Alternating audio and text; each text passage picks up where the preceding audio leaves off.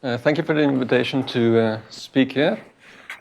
I'll talk about Wasserstein distance between dynamical systems, so not just states, but nevertheless it should connect well to a number of the talks from yesterday. So I'll start by reviewing relevant parts of the classical case, so relevant to what I want to do later on.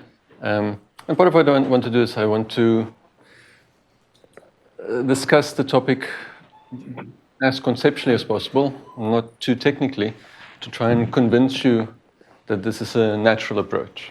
Right? So that's the plan. And as you know, a transport plan, which I'll always denote by omega, between probability spaces is a probability measure on x cross y, such that its marginals are mu and nu. And then a standard measure theoretical result from probability theory tells us that we can express the transport plan in terms of Markov operator or a channel. So later in the quantum case, it will be a quantum channel. And one can extend this to functions, right, a and b, on x and y respectively, complex valued functions. And one can write it in that form, but I'll tend to write it in this more compact form. We won't need integral signs later on anyway, so I'll write the classical case in this compact form as well.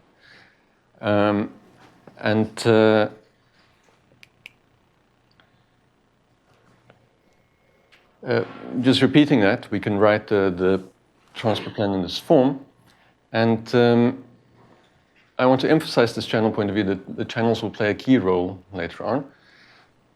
So we'll think of E omega representing the transport plan omega in this way at the top as a channel between appropriate star algebras. So I'll call them A and B. So these would be star algebras of complex valued functions on x and y respectively. In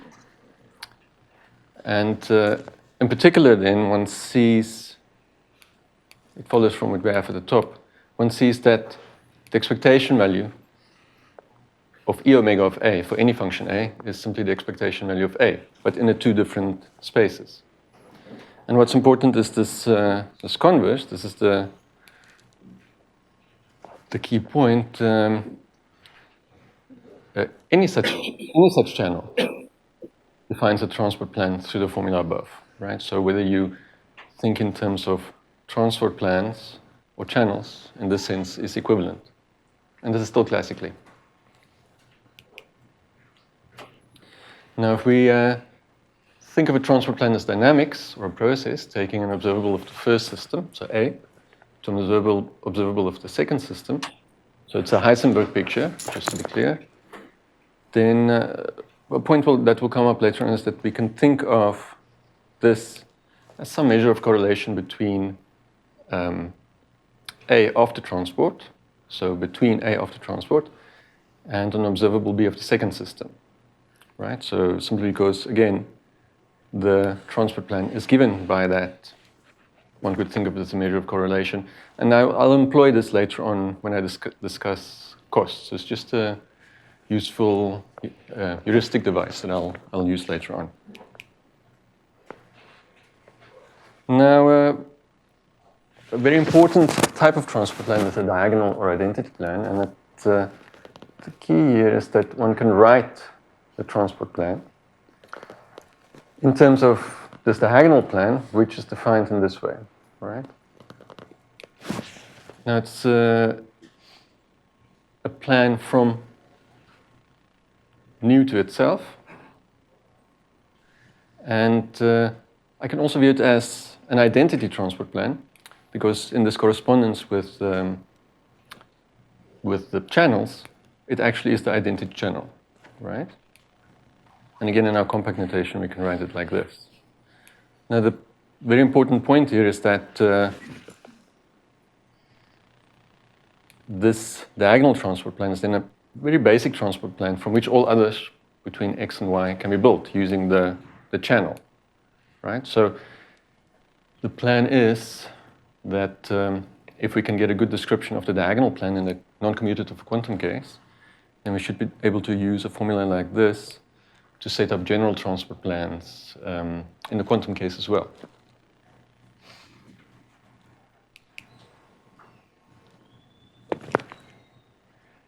Now, that definition of the diagonal transport plan in an integral form boils down to this. In other words, in our compact notation, it looks like this. And the fact is that this still works on an abstract abelian star algebra. So you can define, so B no longer being necessarily an algebra of functions, still a star algebra. So it's an algebra, it has some involution. But abelian, then one can define a delta nu in terms of nu in very much the same way, where this nu, in this case, obviously no longer comes from a measure, but it's just some positive linear functional on B, right? And by positive, I mean that nu of B star B is larger or equal to than 0. The idea is here to work towards states on observable algebras. In other words, we can write that just by extension. We can write it in this form, where var pi is the product of B, but extended to the tensor product, right?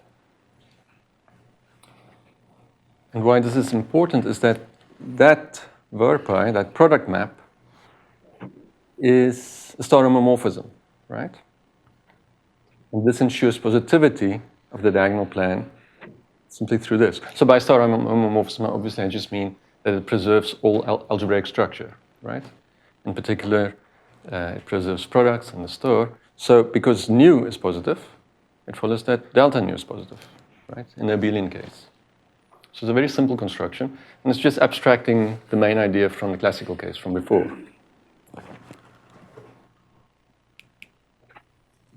Now, if we consider possibly non-commutative observable algebras, A and B,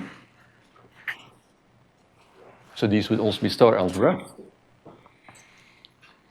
And you have positive normalized linear functionals mu nu on them. So these would be states.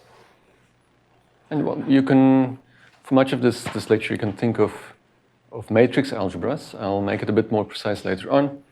But the typical example would be in finite dimensions, Mn. And obviously, the states would then be given by density matrices. So keep in mind, when I say state, I mean a positive linear functional on an observable algebra. The other point of view is to represent it, at least in the cases that we're interested in terms of density matrices or density operators more generally. But again, I'm working in a Heisenberg picture, so I'll be working in terms of algebras, and states will be linear functionals on algebras. But the two points of view are equivalent. Then naively, based on what we've done before, a transport plan omega between mu and nu is expected to be a state on A tensor B, such that again the marginals of omega are respectively mu and nu, right? Now, I have to stress naively, there's a problem that defining it in this way, although it is in accordance with the classical case, the positivity requirement leads to some complications that we need to address. I write a dagger here just to emphasize I'm moving towards the quantum case, but in future, I will just write star, right? So I'll use the mathematical star algebra or operator algebra notation. But this positivity requirement, keep in mind, omega has to be a state. It has to correspond to the classical case, where it is a probability measure, the integral being a state. I need to ensure that it's a state, but positivity can cause problems. Now, if we take our cue from the basic rule of diagonal plans, in the classical case, I'm going to first attempt to construct a quantum diagonal plan. Right? So, the idea is get the diagonal plan, combine it with a channel, and so you can set up a general transport plan. So again, sorry, I think I did something wrong. Okay, so again, we look at a positive linear function on an abstract star algebra, no longer assuming that it's abelian. positivity is still defined in this way.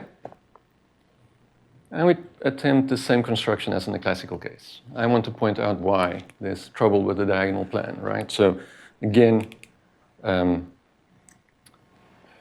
as I mentioned here, the positivity requirement is important, but there's a bit of a problem, and I want to illustrate why.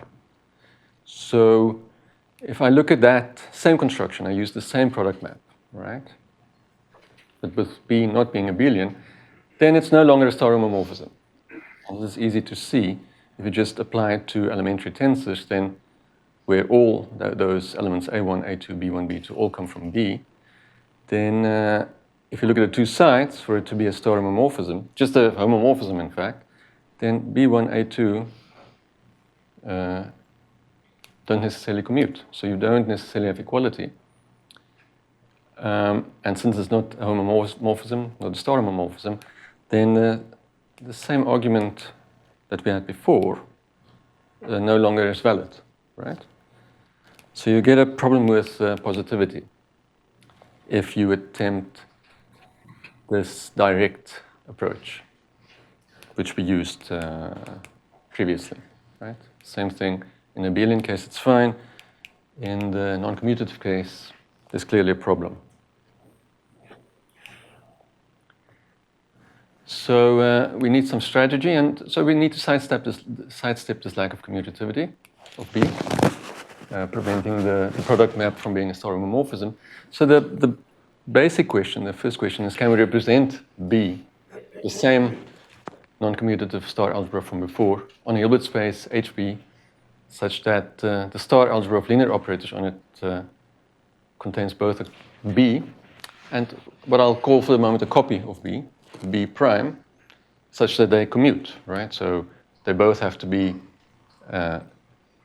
in the algebra of, ultimately we'll look at simply bounded linear operators. So let me write this notation LHB as for bounded operators. But I need a Hilbert space HB. My question is, do I have a Hilbert space HB such that I have a B, the original B, some sort of a copy of B, which I'll call B prime, such that they commute, right? Now, if so, then I can replace this construction from before, where I had B tensor B. I can replace by same construction, but B tensor B prime. And then the point is that this problem falls away, right? This is the just to confirm, the whole point is that this would work if you looked at B tensor B opposite, right? Sure. Yeah. I'm going to do it concretely in a representation, so it's ultimately the commutant. But yes,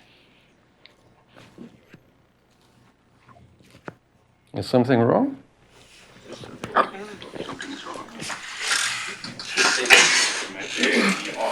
Here it seems fine.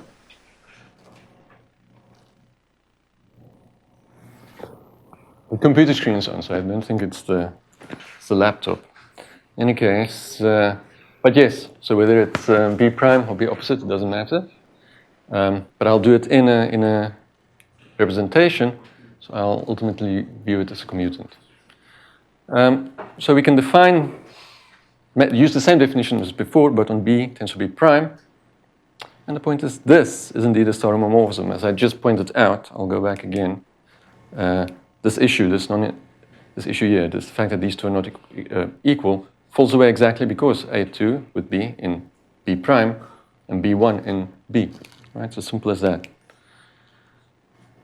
And then second question is, of course, even if you can do it, will it lead to a sensible and useful extension of diagonal plans, right, in a non-commutative case?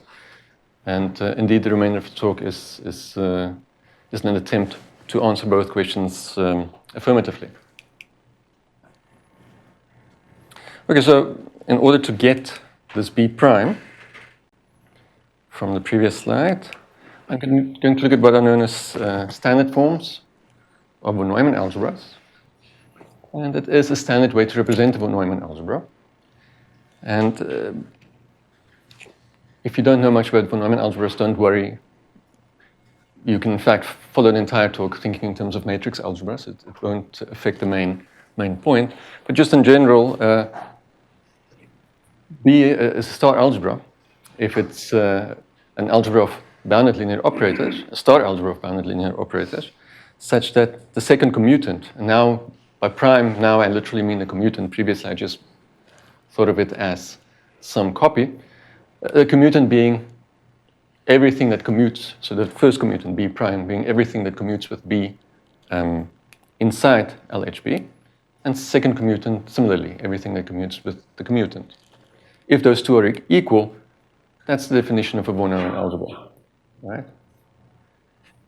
And the examples are sufficient for our purposes. So a simple example is simply, in a non-commutative case, matrix algebras. But the abelian case actually boils down to L infinity spaces. So it covers the sorts of cases that we're interested in, both the classical and the quantum case. And LHB itself is a von Neumann algebra. Now, a standard form of a von Neumann algebra is a Hilbert space representation, which is in a sense precisely big enough. So not too big, not too small, it has to be precisely big enough, such that all the physical states, nu and b, can be expressed in this vector form. Now, I stress this is not pure states. The Hilbert space is simply big enough that we can express any state as a vector in that big enough Hilbert space. By physical states, I mean essentially given by density operators. But it can also you can also express it in terms of certain continuity requirements. In technical terms, it should be weak star continuous. As a von Neumann algebra always has a pre-dual. That's part of its characterizing properties. So, but for our purposes, just think of it as physical states. But not pure, despite the way that I've written it here. I write it there just in a more physics notation as well, but I'll mostly focus on the usual inner product notation from math. Except that, obviously, as you may gather, it's linear in the second slot. That's just better, even mathematically. So, and for our purposes, these standard forms always exist, right? So this is a standard form. It gives us the B prime that we required as an actual commutant. And simple examples of this in the classical case is simply if you take, for example, all the diagonal matrices, then as the algebra B, then it's its own commutant. That's clear, I hope. And indeed, any state given by some density matrix can be expressed as this.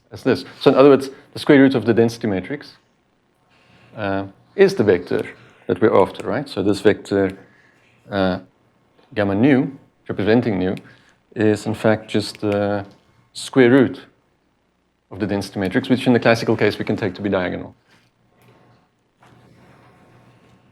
For the quantum case, again, I'll look at the simple matrix case. It's not restricted to this. It's an infinite dimensional setup. But the matrix case is a nice example. And as I said before, this example here, you're welcome to think of this example here for the remainder of the talk. You don't need to think in general von Neumann algebra terms. You can think of this example. And to represent Mn in standard form, you simply write Mn tensor In, right? Simple as that. And it acts on HB, which in this case is Mn itself. So the Hilbert space is the matrix space Mn. It acts simply by matrix multiplication from the left. And then B prime, I hope this is fairly clear and obvious by now, is simply In tensor Mn. It's the commutant. It's everything that commutes with B inside the bigger L of HB. And specifically in our representation, it simply acts on the vector from the right, again by matrix multiplication. You need to put in a transposition to preserve, to respect the product structure, right? So you have in the way that I've represented it here, you basically have a bimodule setup. So that's a very simple example, and you can view it as an example throughout. Everything I do from now on, you can think of when I write an A, you could think of it as MM tensor IM, etc.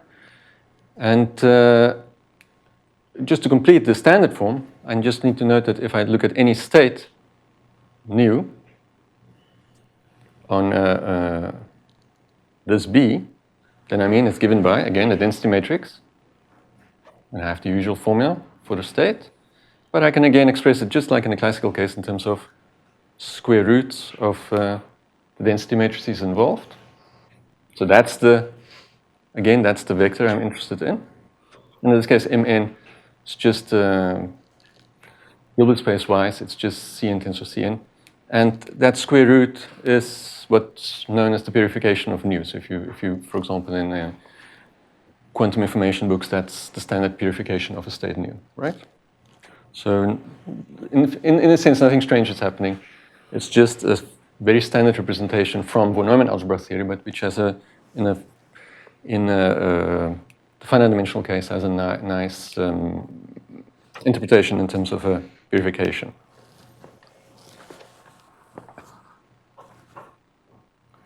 Now, of course, I need to just complete this definition of a diagonal plan. So I'm combining the product map, right, as from before. And this is now in the standard form, obviously, of the von Neumann algebra B with this representation. And then we obtain a state, and positivity is guaranteed because this is a star homomorphism, as we said before. But I just use the same definition as before. So that it simply extends this. And again, since B and B prime commute, those obstructions from before are gone, and I do in fact have a state which I'll call the diagonal plan on B tensor B prime. Point, of course, is the central idea here is that I don't work on B tensor B, I work on B tensor B prime. Right? That's a key point. And the standard representation, again, everything will be in the standard representation, so I won't say it over and over again. You have nu as the left marginal of the diagonal plan, but you'll see I have what I'll call nu prime as the right marginal, because obviously this is on B prime. So this you can use the definition of nu prime. It's not quite new, but I'll explain in a little while that I will actually view this delta nu as a transport plan from nu to itself, and I'll explain why. There's a good reason why, despite this, you can actually view it as a plan from between nu and itself. An alternative way of defining this is in terms of what's known as the modular conjugation. It's a star anti-isomorphism that takes B prime to B. It's a bit more to it than that I'll come back to later on. It's from Tomita-Takesaki theory, so it's basically part of the structure theory of von Neumann algebras. And the fact that it's the star anti-isomorphism means it preserves all the structure, except that it swaps products, right? So where I previously said that B prime should be, roughly speaking, a copy, it's more precise, one could say, rather a mirror image. You swap the product. Okay, we need to develop this to see if this is a viable approach, right? But this is the basic idea. And let's look at some examples of diagonal plans. Again, I want to go back to this simple example, the standard form of Mn, where we had the state represented in this way as before. And then I'm going to use a slight abuse of tensor product notation on the left. I'm not going to write tensor 1. I will just throw that out. But this leads to that. That's what it looks like explicitly. Right? It's just a simple. This is the Hilbert-Schmidt inner product, by the way. I didn't mention it previously, but from context, hopefully it's clear. It looks like this. And keep in mind, B and B prime themselves here are in Mn, as the standard representation is B tensor In, etc. And if everything is diagonal, right? So B prime, rho nu, all of this is diagonal. You indeed get the usual classical diagonal plan. Diagonal is explicitly made clear here. It's a sum over II, right? Hence the name diagonal. It's in the classical case you have it's basically concentrated on the diagonal of y cross y. So you can think of this as, again, a standard example of the von Neumann algebras that we're interested in, and then a standard example of the diagonal plan. Now, we need general transport plans. So I want to come back to the plan where I have a diagonal plan, I have a channel, I want to combine them into a general transport plan. So if I have a quantum channel, so in other words, a UCP map, unital completely positive, it's unital, not trace preserving, because it's in the Heisenberg setup, right? So it's unital, and moreover, it's in a general setup, so it's a bit more convenient, I would say, to have it in the Heisenberg setup. But if you have a quantum channel respecting this, right, and you'll recall this is what E did previously, E omega, right? Then paralleling the classical case. So I'm just going to repeat essentially what I did in the classical case, except that instead of having A tensor B, I have A tensor B prime. I can define, using the delta that I now have, and which I know is positive, and which is a transport plan in the way that we've described. It's nu and nu prime, but I'll come back to that. You can simply define omega in this way. In other words, you can write it in this way. And again, note, this is in B, that's in B prime, so you have commutation there, right? It's part of the setup. Then this actually is a transport plan, similar to delta nu, in the sense that the left marginal is mu, the right marginal is nu prime, but I'll remind you of this. E actually connects to mu and nu, right? So if you think of this E as a physical process, some sort of dynamics, it actually takes nu to mu. And because of that, I'll view this omega as a transport plan between mu and nu, not between mu and nu prime. So the mu and the nu prime they form part of the underlying mathematical representation. But if you think of what is being done physically, so what's the actual process, you have nu being taken to mu. And that's why I view it as a transport plan between those two, so not between the mu and the nu prime. So physically it makes sense, I would say, if you were to think of this channel as an actual physical dynamics. But since it's an Heisenberg view and E goes from A to B, just as a simple way of talking, I'll say I'll eventually view this as a transport plan from A to B. If I want to think of a direction, I'll think of it from A to B. But at the moment, it's just a transport plan between mu and nu. Now, if I take all of this at face value, right? So I take this channel point of view at face value, then I'll define a transport plan between mu and nu, states on A and B respectively. But again, a transport plan between mu and nu, not mu and nu prime. I'll define it as a state on A tensor B prime, such that the left. So I'm just repeating what I said before, but I'm giving it as a definition. Omega's left marginal is mu, its right marginal is nu prime. And I'll write this in an abbreviated form, symbolically. I'll just write A comma mu, omega B comma nu, meaning exactly that it is a transport plan. So it's just a notation to denote transport plans. It's sometimes convenient to just write it symbolically, right? Now, given any such transport plan between mu and nu, and from now on I'll take mu and nu to be faithful. So in terms of density matrices, no zero probabilities, right? I'll take them to be faithful.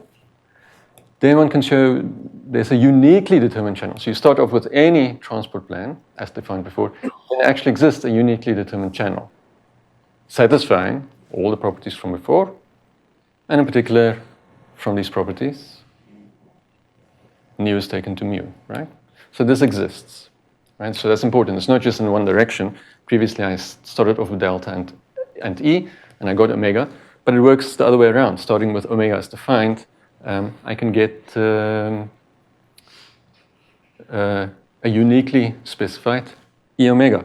So again, you have a duality between the two, whether you talk in terms of a transport plan as a state, or in terms of a channel, it's essentially equivalent.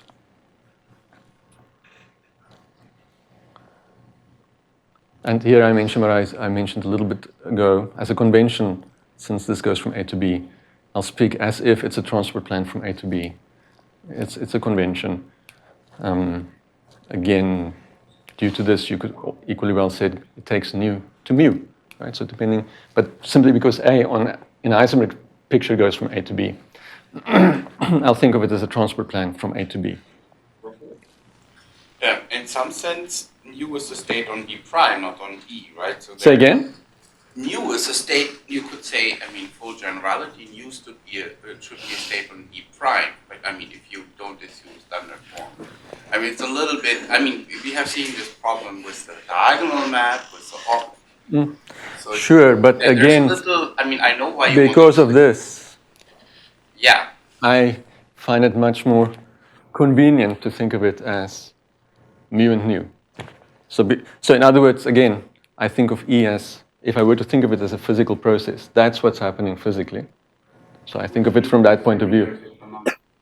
Nu being a state from E onto B prime. Say again? You're assuming that there's a canonical way to associate a state on E to a state on B prime. Yes, yes. And that just simply implicitly assumed, right? Which is okay if we...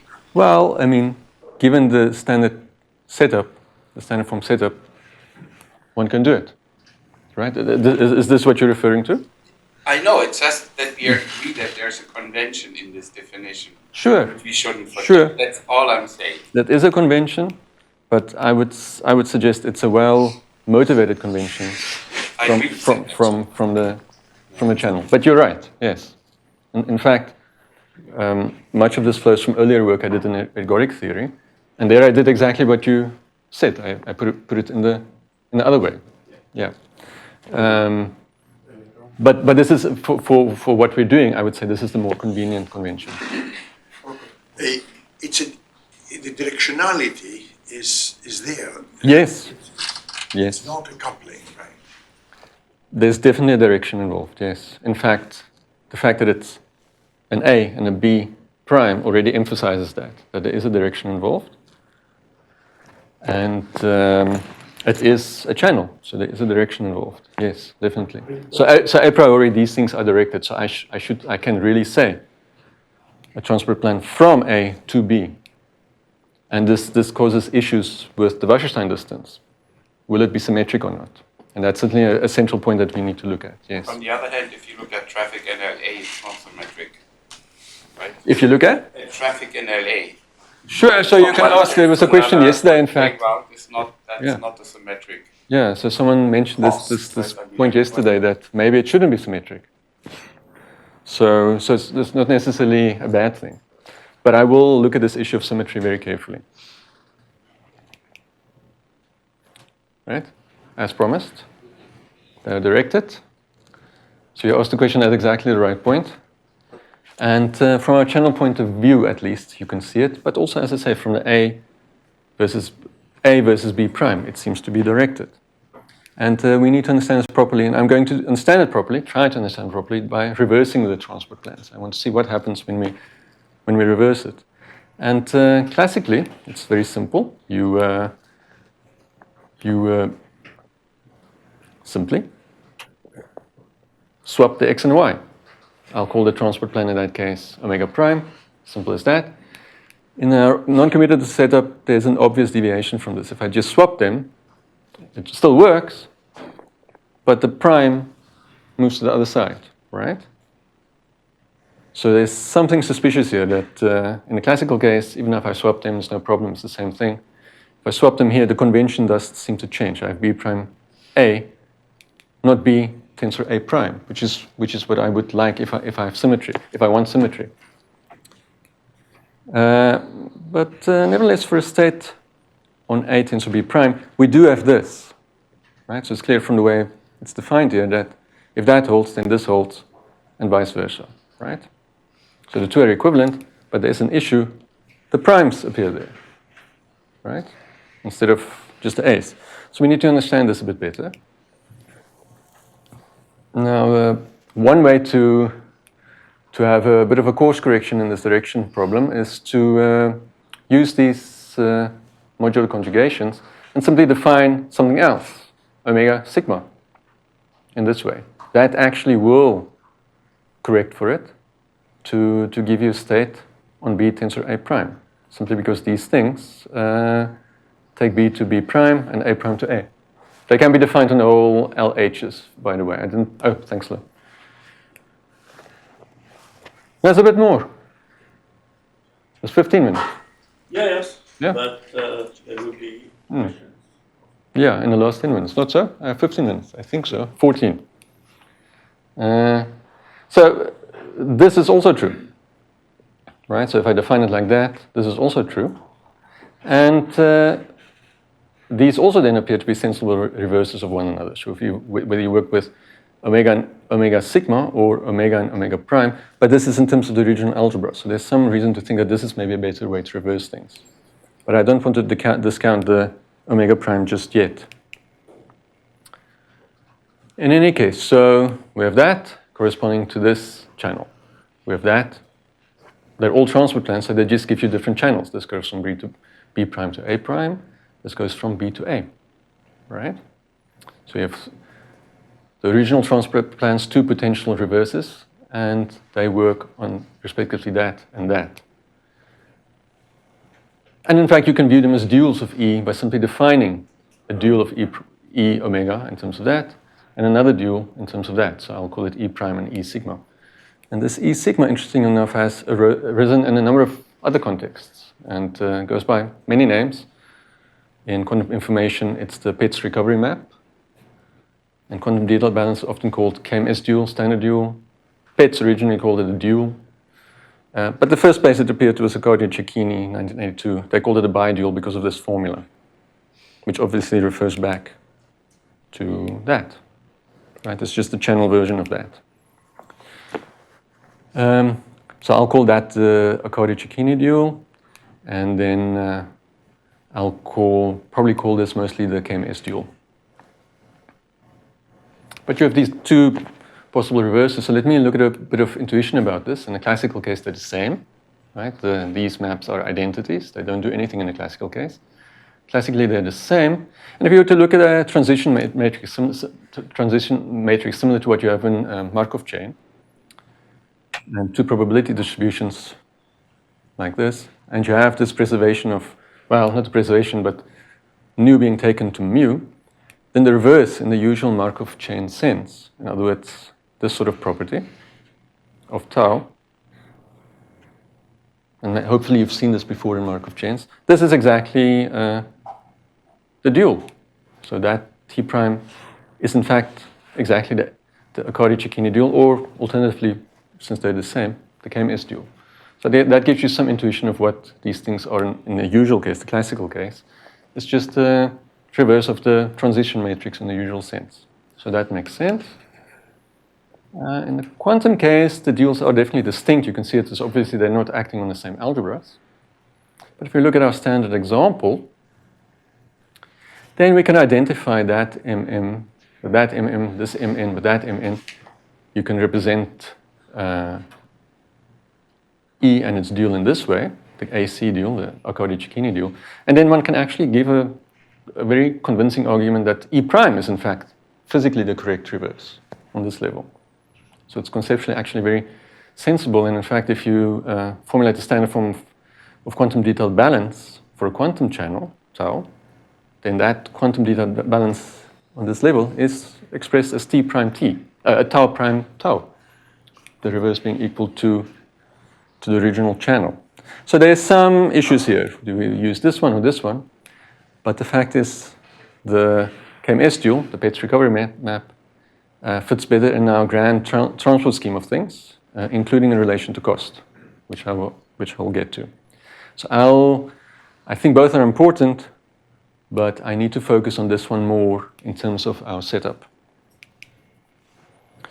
Now let's look at transport plans between systems. I'll try to go through this a bit more quickly.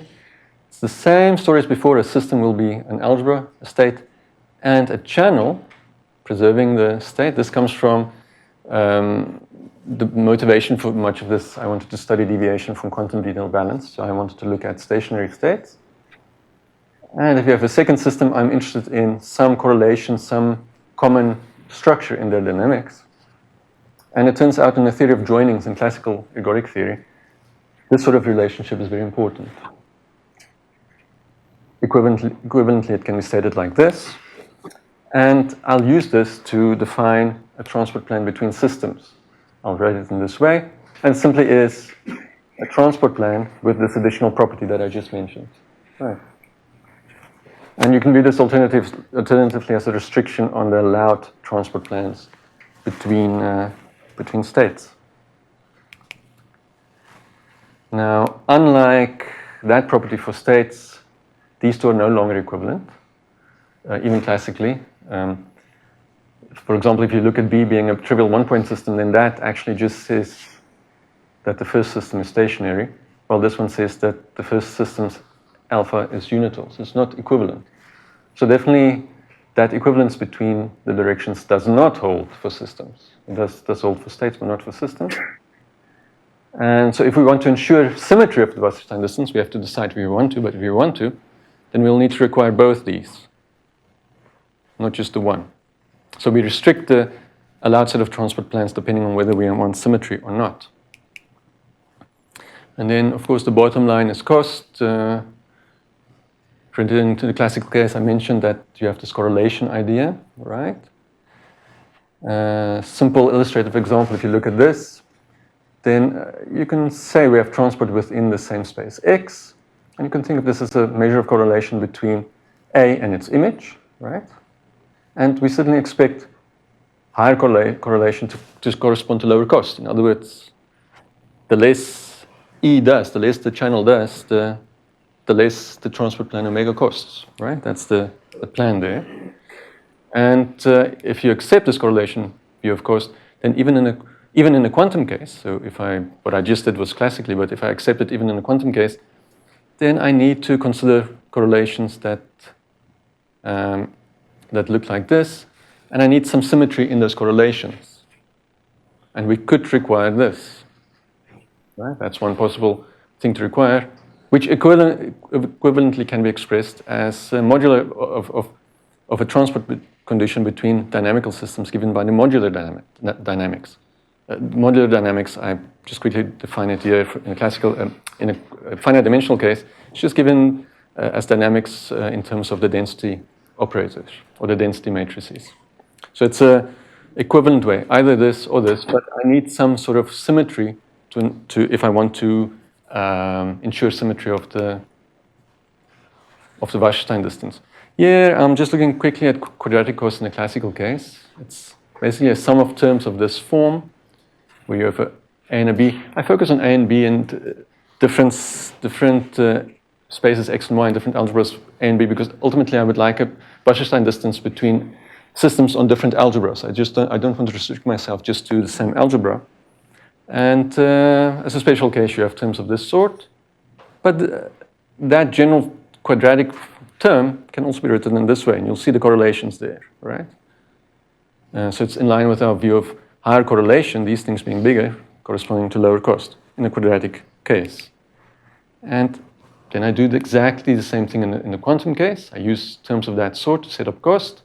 I've written A star as instead of A dagger, and the full quadratic cost is the sum of these terms. From now on, it's actually very much like the classical case. It's not a big difference.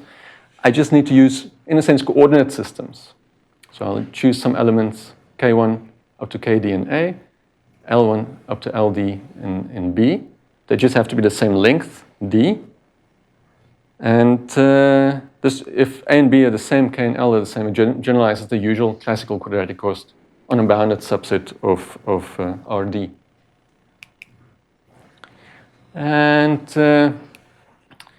if we want symmetry, then imposing our symmetry condition here, or equivalently that, actually immediately gives you equivalence or equal cost for those terms, right? So this is equal to that if we make these symmetry requirements that we mentioned previously. This holds for all A and B, so it's a bit more than what we need, but this system condition is very convenient. And then zero cost is obtained very easily, simply because for the diagonal map, you have the identity, and then this is automatically zero. You can easily check that zero for the identity map. So you do get zero cost for the diagonal plan. Then for Wasserstein distance between systems, I'm going to add a coordinate system K and L to A and B. I'll call those the systems. We set up our transport plans to have all of those properties. The basic transport plan property, the reverse should also be a transport plan, and then I ensure equal cost by this condition. So exactly what I said before, just summarized, and I define Wasserstein distance as the infimum of the square root of that cost over the set of transport plans. If I leave out some of the properties, I may not get symmetry, but choosing this ensures symmetry. So it's a choice. Do you want symmetry or not? And again, it just summarizes the setup from before. Now, the triangle inequality can be tricky, but you can express it in this way, which should already suggest the triangle inequality. That's the middle term, that's a problem. But we have a bimodule structure, given in this form, something known as the relative tensor product. It serves as a substitute for the gluing lemma in the classical case. And indeed, you get the triangle inequality in general for systems. As a special case, if the systems are trivial, it's a triangle inequality for states. And the idea is simply that if you have that and that, you can compose the transport plans by composing the channels. And you combine that with the relative tensor product. And the triangle inequality follows fairly easily from the setup. Faithfulness, you can do in the same way, using what we've done before. But as in the classical case, you still need all coordinates for RD to ensure faithfulness. So in corresponding here, I need to generate the algebra by the coordinates. And I need to ensure that the set of coordinates as a whole is a self-adjoint. If you do that, then if the distance between two systems, if both satisfy this, and if the distance between the two systems are zero, then the two systems are isomorphic. Obviously not equal because it could be different algebras, but they're isomorphic. The idea behind the proof is that there's an old result by Choi in operator algebras that if you have self-adjointness of the generated algebras, then E becomes a star homomorphism. It preserves the product, and that gives you this star homomorphism, the isomorphism that you need here. So it's an old result from the 70s by Choi. And then just some references. This talk is based on these three papers. This is some general background related to what I've been talking about, Arcadio-Cecchini, and then the Palmer-Trevisan paper on optimal transport with channels. And then also a book by Glaston on classical ergodic theory by joinings, which gives much of the context for why I approach dynamical systems in this way. Okay, thank you.